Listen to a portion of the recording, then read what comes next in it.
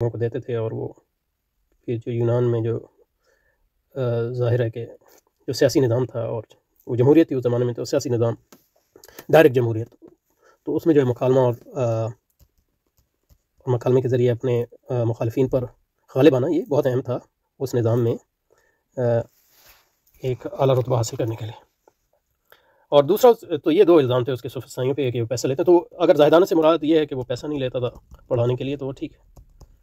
لیکن یہ کہ اس کے ارد گرد جو لوگ تھے جیسے افلاطون تھے، یہ سب امیر گھرانوں کے لوگ تھے، یعنی اشرافیہ کے لوگ تھے، اور کیونکہ مطلب اشرافیہ کی حکومت تھی یونان میں جمہوریت سے پہلے، تو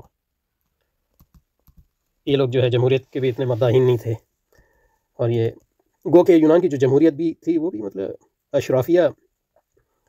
اس پہ استعمال کرتے تھے، کیونکہ وہ اشرافیہ کی آپس کی جنگ کا ہی ایک اظہار تھا، لیکن اس میں ابھی جانا نہیں چاہتے۔ تو یہ مطلب زاہدانہ سے مراد نہیں ہے کہ وہ دیندار یا متصوف قسم کا آدمی تھا، ایسی بات نہیں۔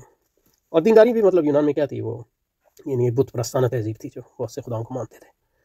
وغیرہ وغیرہ۔ گو کہ فلسفی کے ہاں جو ہے مجرد خدا کا بھی تصور تھا، اور ہو سکتا ہے کہ سقراط کے ہاں بھی وہ تصور ہو،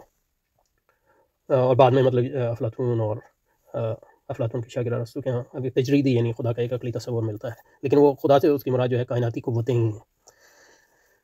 ٹھیک ہے، تو زاہدانہ سے یہ مراد نہیں ہے کہ وہ صوفی منش تھا، اور مطلب یہ کہ سقراط نے جو زیادہ زندگی گزاری، یعنی جب وہ ایک عام یعنی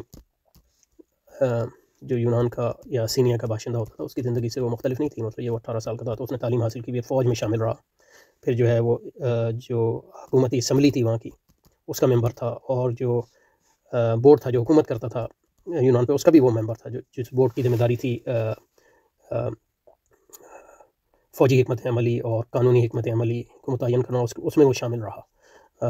تو یہ مطلب یہ کہ فوجی تھا، اور یعنی حکمران طبقے سے بھی اس کا تعلق تھا ان معنوں میں، تو یہ ایک عام آدمی تھا ان معنوں، اس کی زندگی دوسرے یونان کے عام شہریوں سے مختلف نہیں تھی، اور جس نے یہ زہر کا پیالہ پیا وہ 70 سال کا تھا، بوڑھا ہو چکا تھا، اور زمانے میں اس کے مخالفین نے جو ہے اس کو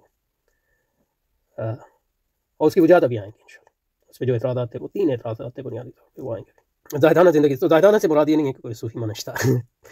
70 سال کی عمر